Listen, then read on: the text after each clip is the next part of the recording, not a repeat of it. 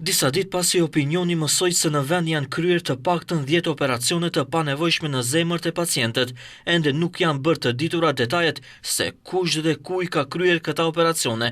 LSDM ka 3 ditë që kërkon nga qeveria të mos hesht dhe t'i nxjerrë emrat e spitaleve dhe mjekëve që i kanë kryer këto operacione. Nga LSDM thonë se kanë rënë heshtje papranueshme për skandalin më të tmerrshëm me operacionet, ndërsa ngren dyshimet se qeveria përpiqet ta mbulojë atë.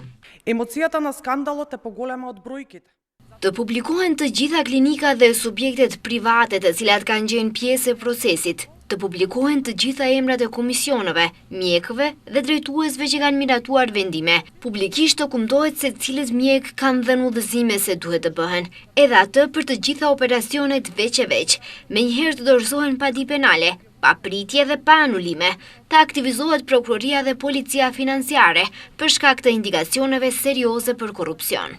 Sipas LSDM-s është e patolerueshme të dërgojnë pacientët dhe të përfitohet ndaj shëndetit të qytetarëve.